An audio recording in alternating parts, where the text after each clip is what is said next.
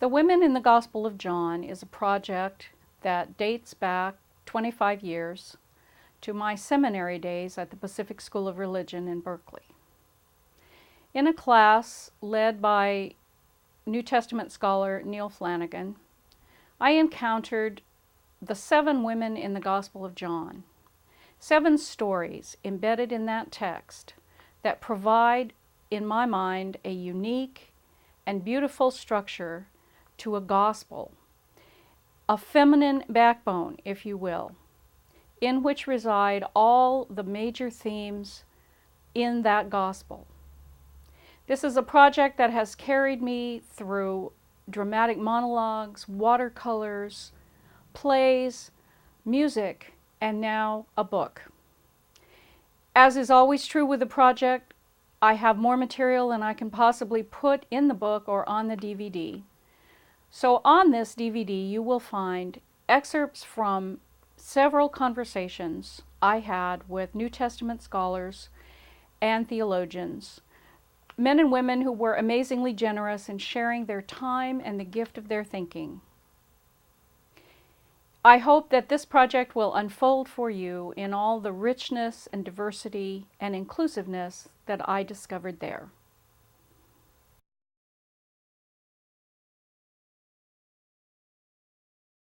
Together again. Yes, you're right. After all these years. After all these years. Well, the project that we kind of have in common 20 years ago when I did my master's work on the 7 women and the encounters with Jesus that they have in the Gospel of John. When it started out as a project in a class with Neil Flanagan. And it was his New Testament class on the Gospel of John. And I'm seeing a rainbow out the window right now and recalling that the woman that we were in teams, and the woman that I worked with, whose name was Carla Hansen, she and I became interested in doing our project for that semester on the women in the Gospel of John, because I had noticed that there were 7 such encounters, and had noted that the number seemed to me probably significant, since Yes. numerology It's is very a important. very important part of Jewish tradition and Yes. scriptural tradition. And Carla, I remember, made the point that there are 7 bands in a rainbow. A rainbow, yes. And since the gospel is often called the gospel of light, that seemed to be significant to us, that there yes. were seven bands in the spectrum that make Yes. up light, and there are 7 encounters that illumine the gospel Yes. and illumine the gospel story in a particular way. So that project then became 7 drawings, 1 each for the encounters, with some exegesis attached, since you never got away with not writing. And each one of them had a slight wash of color in one of the bands of the rainbow colors. I So, didn't notice that when I first saw them. beginning with red for Mary at Cana, where you have the wine, the water changing into wine. Yes. And it moves rather wonderfully through the spectrum, I think, kind of looking at it as an exercise in light, in the growing together of the spectrum of light. And so that little project really, I had no idea at the time that it was going to be so much a part of who I became and how my ministry would unfold. Not a whole lot happened to push me along into the writing until Dan Brown's book, The Da Vinci Code, came out and just took the country by storm. You know, the book that we all wish we had written. Runaway bestseller. And that really, I think, kind of coalesced for me about a year ago, December, when I probably one of the last people in the country read it, and kind of hovered between delight and rage, you know, because he touches on at least one of my women in a big way in the book, and that, of course, is Mary Magdalene. I don't know. Have you read? You haven't read it. I've read a lot of reviews. You've read about it. Yes. And well, it seemed at the time that it seemed that the kind of national interest level in theology and things pertaining to women and theology, went from nil to enormous, Yes. kind of overnight, because of this very popular book. And so I read it, and reading it really kind of led me to read the background things that Brown used. Yes.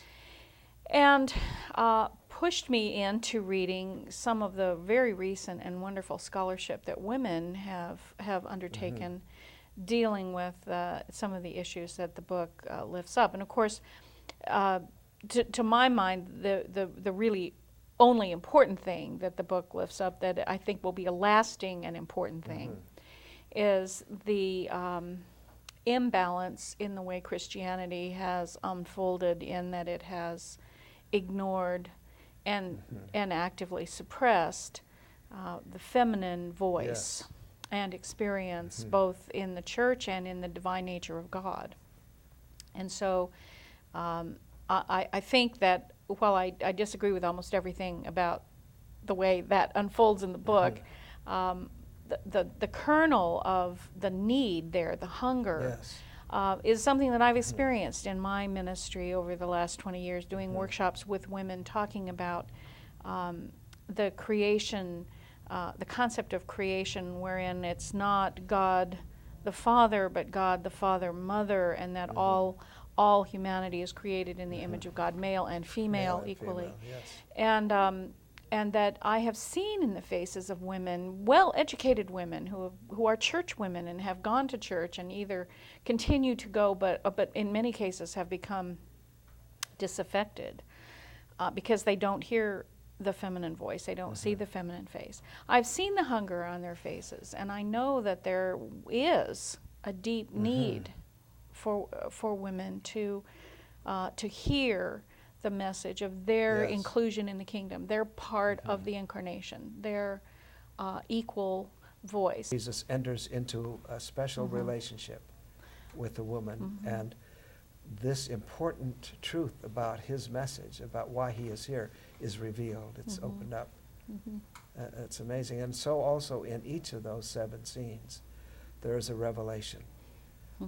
The message of John's Gospel unfolds in a dramatic way in the encounter between the Lord and a woman.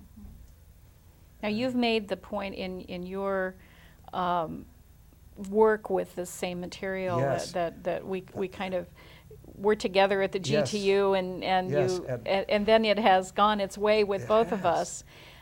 You have found a structure. Yes, a structure that was so helpful for me to put together, for example, a weekend retreat for women, where I spent the whole retreat looking at those 7 scenes, and it structured the entire retreat. And I have to say, the response of the women was just extraordinary. It really spoke to them, and and at the same time, it's a message that I found also important for men. And in men's retreats, I've adapted it somewhat and used the same structure, and began to see also a human revelation that had really struck me. There is a divine revelation taking place here, where he reveals this message, this divine message, that the kingdom of God is here now. The Messiah is here, and here's his first action, changing water into wine, to respond to a human need, and in response to his mother's insight and intuition that something needs to be done here.